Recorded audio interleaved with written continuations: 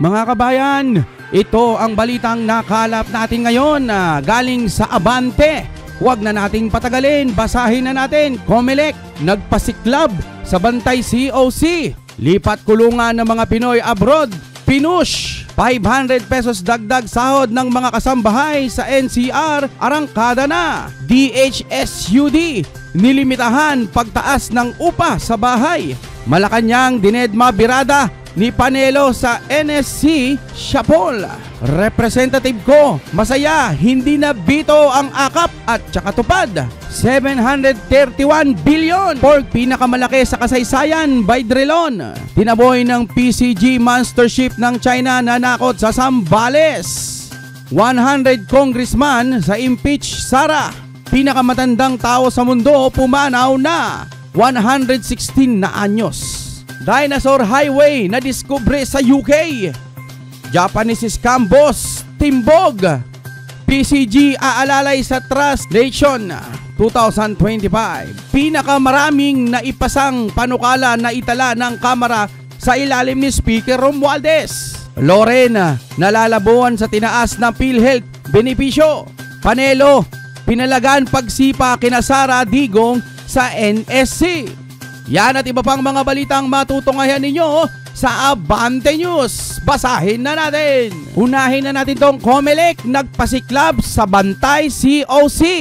Dapat umanong maging babala sa mga politiko ang naging desisyon ng Commission on Election. COMELEC, laban-laban sa pagtakbo ni Marikina City Mayor Marcelino Teodoro bilang kongresista ng 1st Distrito ng naturang lungsod. Ayon sa isang think tank, ito ay matapos kansilahin ng COMELEC ang Certificate of Candidacy ng alkalde dahil sa material misrepresentation. Ayon sa think tank, dapat purihin ang COMELEC dahil sa pagbabantay sa paghahain ng COC para sa halalan 2025. Ang desisyon ng COMELEC sa kaso ni Teodoro ay isang babala sa mga politiko na walang karapatan na tumakbo sa anumang lugar sa gusto nila. May mga batas na dapat sundin, sabi ng Pinoy Aksyon sa isang pahayag. Isa sa nagsampa ng kaso laban kay Teodoro ay si Senador Coco Pimentel na kumakandidato din sa parehong posisyon. Nabatid na naghain si Teodoro ng COC para sa unang distrito ng Marikina, pero ang address niya ay sa Barangay Tumana na sakop ng District 2 ng lungsod. Sa kanyang depensa, sinabi ni Teodoro na ang original domicile, ano bang basa dyan? Niya ay Barangay San Roque ng unang distrito. If responded, Teodoro intend to abandon his domicile, bahala kayo dyan kung anong basa dyan, of choice in Barangay Tumana and establish his residence back in his original domicile. Bahala kayo ulit dyan. San Roque, he scheduled not have used the Barangay Tumana address in these documents. COMELEC's resolution read, ang Pinoy Action of Governance and the Environment Incorporation, INC, ay isang malayong organisasyon na naniniwala na ang pagpapalakas ng mga batas ay karapatan ng tao at kailangan para sa matatag na lipunan. Ito pang isang balita galing ulit sa ating Abante News. Una sa balita, lipat kulungan ng mga Pinoy abroad. Pinush! Ito mga kapatid, basahin natin. Itinulak ng isang mambabatas ang pagkakaroon ng gobyerno ng International Prisoner Transfer Program upang dito na lang sa Pilipinas ikulong ang mga Pilipino na hatulan sa iba't ibang krimen sa abroad. Ayon kay House Minority Leader Marcelino Libanan, maaaring gawin modelo ng Department of Foreign Affairs, Department of Justice at Department of Migrant Workers ang inisyatiba ng Estados Unidos.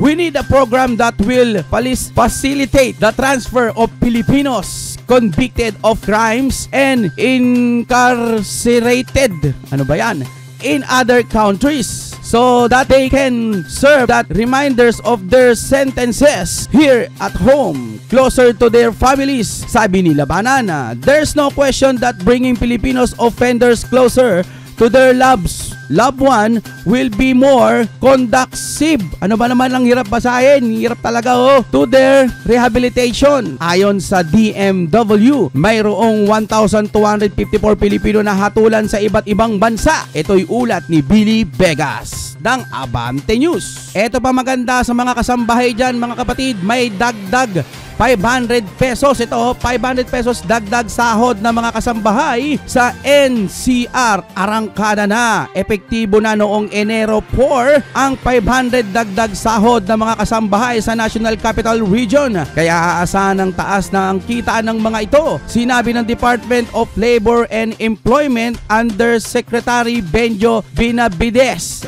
Sorry po sa pagbigkas. Sa Bagong Pilipinas public briefing na nailabas na nitong nakalipas na Disyembre ang wage order para sa dagdag 500 pesos sa sahod ng mga kasambahay. Congratulations!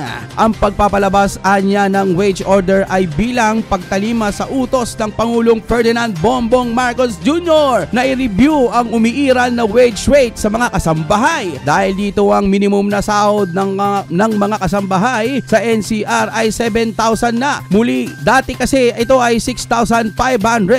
By Eileen Taliping, maraming salamat po sa inyong balita. Sa iba pang mga balita, DHSUD nilimitahan pagtaas ng upa sa bahay. Yan, para ito sa mga nagtataas ng mga upa sa bahay. Kahit ang papangit na mga bahay nila, tinataasan nila ang upa at 3 months advance pa. Mga hayop-hayop kayo ha. Ito na po ang balita galing sa Abante News. Nagtakda ang National Human Settlements Board ng 2 to 3% maximum na pagtaas sa upa ng residential unit na may rentang hindi lalagpas ng 10,000. Mas mababa sa 4% cap noong nakalipas na taon. Mali yung intro pero ituloy na natin. Nakapaloob ito sa NHSB Resolution Number 2024-01 kung saan magiging epektibo ito mula Enero 1, 2025 hanggang Disyembre 31, 2025.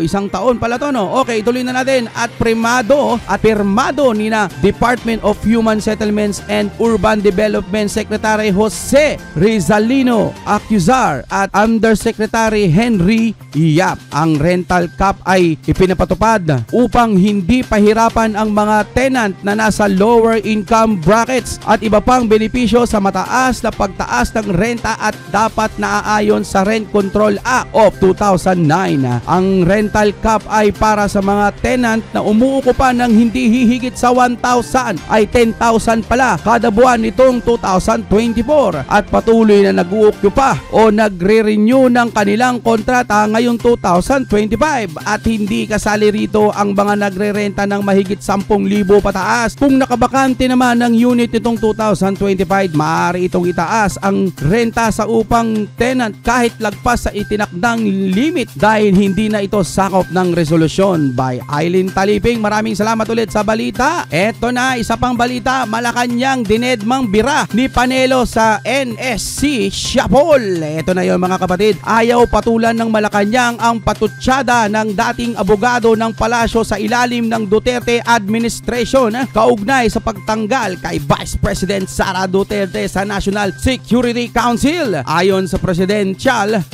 Presidential Communication Office, hindi maglalabas ng pahayag ang Malacanang kaugnay ng sinasabi ni Attorney Salvador Panelo na ill-advise ang naging hakbang para itsyapwera ang Vice Presidente. Tinawag ni Panelo na maduming politika ang hakbang ng palasyo at paraan ito upang alisin ang ningning ng Vice President sa politika. The removal of VP Sara as member of the National Security Council is an ill-advised, tama ba ang basa ko, presidential move, ani Panelo. Inilabas ng Malacanang nitong nakalipas na linggo ang Executive Order Number 81 kung saan nireorganisa ni Pangulong Ferdinand Bongbong Marcos ang komposisyon ng NSC at hindi nakasama rito ang Vice Presidente at mga buhay na Pangulo ng bansa. By Eileen Taliping ulit mga kapatid, maraming salamat sa balita. Dumako naman tayo kay Ko Representative Ko masaya hindi nabito ang akap at tupad. Galing sa Abante ulit mga kapatid, basahin na natin. Inihayag ni House Committee on Appropriation Chairperson at Ako Bicol Party List Represent Elia Saldico na mananatili sa paglalaan ng 2025 national budget ang ayuda sa kapos, ang kita program, akap at tulong pangkabuhayan sa ating disadvantaged displaced workers, tupad. Ayan mga kapatid, ikinatuwa ni Representative Ko na hindi kasama ang akap at tupad sa nabito ni Pangulong Ferdinand Bongbong Marcos Jr. Ipinaliwanag niya na ang makikinabang dito ay ang mga low minimum wage earner o tinatawag na near poor. Sila ang apektado sa inflation, sila ang apektado sa pagtaas ng kuryente, pagtaas ng transportasyon, pagtaas ng mga pagkain, mga bilihing bigas, at sila rin po ang nagtatrabaho doble time, doble work up to 16 hours a day. Ayon kay Representative Ko, sila yung hindi tax evader, sila yung masunurin, sila pa yung overwork, underpaid, kaya kailangan po talaga natin sila. Aniya, ito umano ang lunas sa pagtaas ng mga presyo ng bilihin. Ito umano ang lunas sa pagtaas ng mga presyo ng bilihin sa buong mundo at alalay sa gobyerno na hindi kayang ibaba ng todo ang presyo ng mga bilihin. Ang gandang panukala. Wala rin umanong kaugnay sa politiko ang mga programa. Anya, walang politika pagdating sa ayuda. Huwag nating ipagkait sa taong bayan. Sabi niya, Angelica Malilin. Galing sa kanya ang balita. Eto na naman mga kaibigan, ang walang katapusang pork. 731 billion pork, pinakamalaki sa kasaysayan by Drelon. Galing ulit sa Abante. Naniniwala si dating Senador President Franklin Drelon na ang 731 bilyong pork barrel fund sa 2024 at 2025 national budget ang pinakamalaki sa kasaysayan ng Kongreso. Boom! It's the biggest pork barrel that I see now, wika ni Drelon sa interview ng Bilyonaryo News Channel. Nilinaw naman ng dating senador na hindi masama ang pork barrel kung gagamitin ng tama dahil pakikinabangan ito ng maraming Pilipino. It is not necessarily bad because there is certain needs really which can be neglected. Ano ba basahin to? In the course of the submission of the budget, katuwiran niya. Aniya, nagiging masama lamang ang congressional insertion o pork barrel kung wala itong kinalaman sa economic program ng bawat administration. Nauna rito, hiniling ni Drelon kay Pangulong President Bongbong Marcos Jr. ibito ang congressional insertion sa Department of Public Work and Highways. Gayunman, maliit na halaga lamang ang binito ni Marcos. Balik naman tayo ngayon sa China. Tinaboy ng PCG monster ship ng China nanakot sa Zambales. Ituloy natin ang pagbabasa. Nabulabog ang maraming mangingisdang Pinoy nang maispatan ang Chinese Coast Guard vessel 5901 na binansagang monster ship na naglalayag malapit sa Capones Island sa Zambales noong Sabado, Enero 24. Ang dambuhalang barko ng China ay nasagap ng Dark Vessel Detection System ng Canada kaya agad na pinadala ng Philippine Coast Guard ang BRP Cabra at 2 aircraft. Nakumpirma ang posisyon ng CCG 5901 sa layong 54 nautical miles mula sa Capones Island. Ayon kay Commodore J.